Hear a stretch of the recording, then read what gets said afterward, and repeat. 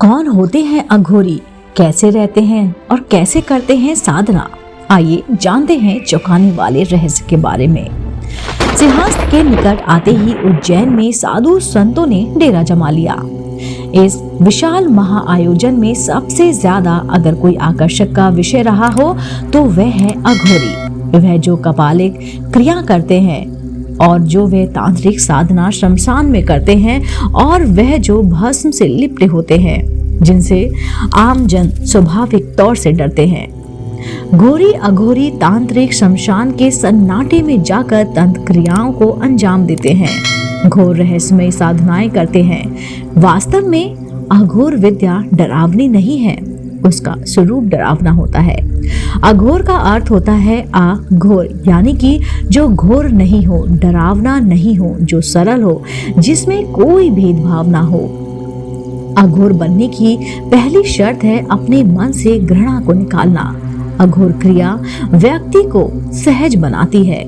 मूलतः अघोरी उसे कहते हैं जो शमशान जैसी भयानक और विचित्र जगह पर भी उसी सहजता से रहे जैसे कि लोग अपने घरों में रहते हैं।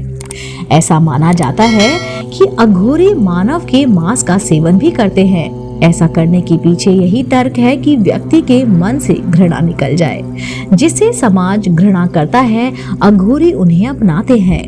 लोग शमशान, लाश, मुर्दे के मांस व कफन से घृणा करते हैं, लेकिन अघोर उन्हें अपनाता है।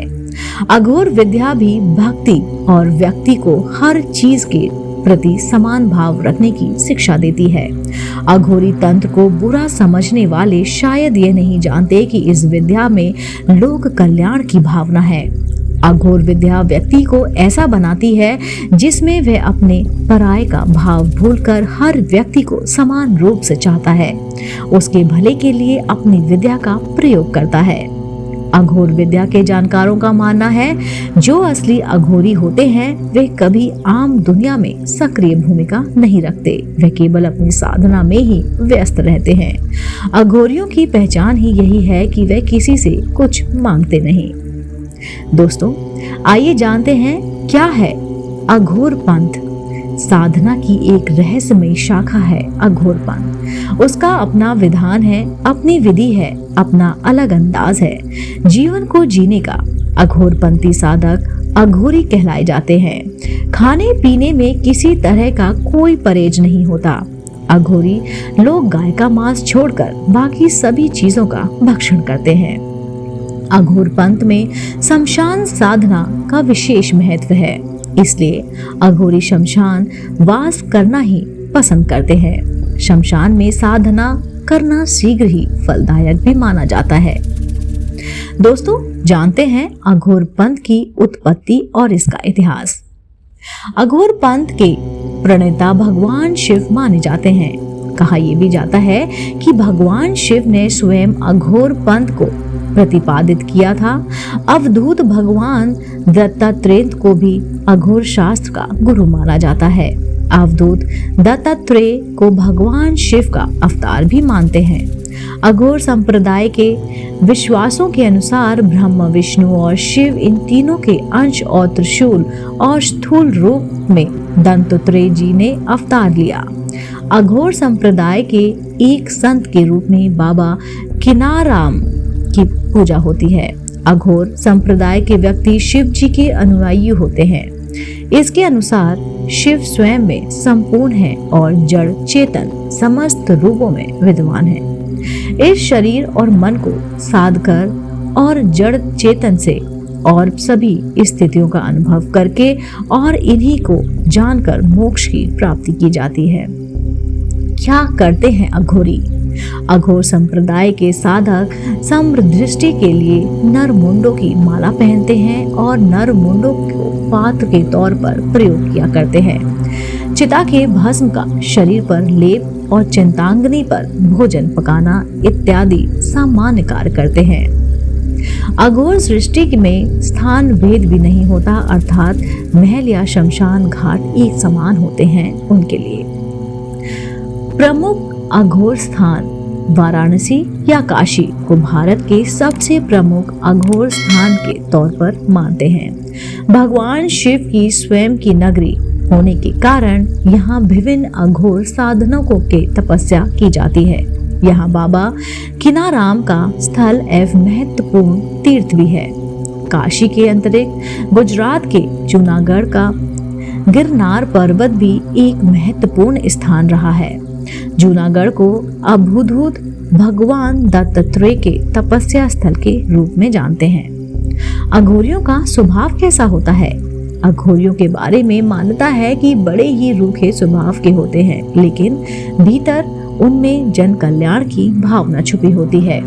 अगर किसी पर मेहरबान हो जाएं तो अपनी सिद्धि का शुभ फल देने में भी नहीं हिचकिचाते और अपनी तांत्रिक क्रियाओं का रहस्य भी उजागर कर देते हैं। यहाँ तक कि कोई उन्हें अच्छा लग जाए तो उसे वे अपनी तंत्र क्रिया सिखाने को भी राजी हो जाते हैं, लेकिन इसका क्रोध प्रचंड होता है। इनकी वाणी से सावधान रहना चाहिए। इनके आशीर्वाद शीघ्र प्रतिफल फलदायी होते हैं। यह अगर खुश हो जाएं तो आपकी किस्मत बदलने की क्षमता रखते हैं। आमतौर पर यह किसी से खुलकर बात नहीं करते, अपने आप में मग्न रहते हैं और यह तांत्रिक समाज से दूर रहते हैं। हिमालय की कठिन तराइयों में इनका वास होता है। कहते हैं इन्हें साक्षात शिव भी दर्शन देते हैं और जब तक इन्हें ना छोड़ा जाए किसी का अहिंद नहीं करते।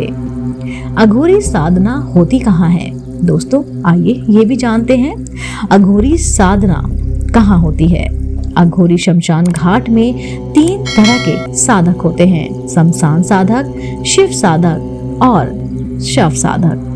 ऐसी साधनाएं अक्सर तारापीठ के शमशान, कामाख्या पीठ के शमशान, त्र्यंबकेश्वर और उज्जैन के चक्र तीर्थ के शमशान में होती है। अघोर पंथियों के 10 तांत्रिक पीठ माने गए हैं। अघोरी साधना कैसे की जाती है? शिव साधना में शव के ऊपर पैर रखकर खड़े रहना साधना की जाती है। इस साधना का मूल शिव की छाती पर पार्वती द्वारा रखा हुआ पांव है। ऐसी साधनाओं में मुर्दे को प्रसाद के रूप में मांस और मंदरा चढ़ाया जाता है। शव और शिव साधना के अंतरिक्त तीसरी साधना होती है शमशान साधना, जिसमें आप परिवारजनों को भी शामिल किया जाता है। इस साधना में मुर्दे की जगह शिव पीठ यानी कि जो शव होता है उसकी पीठ की पूजा की जाती है। उस पर गंगा जल चढ़ाया जाता है। यहाँ प्रसाद के रूप में भी मांस मंदरा की जगह मावा चढ़ाया जाता है। अघोर पंथ की 3 शाखाएं क्या क्या हैं? चलिए जानते हैं। अघोर पंथ की 3 शाखाएं प्रसिद्ध हैं: औघड़, रंगभंगी और दूरे। इसमें से पहली शाखा में कल्लू सिंह व कालू राम हुए, जो किनारा राम बाबा के गुरु थे। कुछ लोग इस पंथ को गुरु गोरखनाथ के रूप में भी जानते हैं और इनका संबंध शैव मत के पाशुपत अथवा कालामुख संप्रदाय के साथ जोड़ते हैं। दोस्तों उम्मीद करती हूँ आपको मेरे द्वारा सुनाई गई कहानी कौन होते हैं अघोरी, कैसे होते हैं, कैसे दिखते हैं, साधना कैसे करते हैं, साधना किस चीज की होती है। दोस्तों अगर आपको मेरे द्वारा सुनाई गई कहानी पसंद आई हो तो आप मेरे चैनल आध्यात्मिक कहानियों को तुरंत से सब्सक्राइब कर लीजिए और लाइक शेयर करना बिल्कुल ना भूलिए। मैं आपके समक्ष फिर से उपस्थित होती हूँ एक नई कहानी के साथ। आप देख रहे थे आपका अपना पसंदीदा YouTube चैनल आध्यात्मिक कहानियाँ।